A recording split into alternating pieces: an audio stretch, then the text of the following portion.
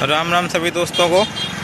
तो जैसा मैंने आपको रात में बताया था कि सुबह हम अमिलिया से इटरा मंदिर चिनपुरवा के लिए प्रस्थान करेंगे, तो हम लोग निकल आए और हम लोग अभी पहुंच चुके हैं हिंदुस्तान यूनिलीवर कंपनी लिमिटेड।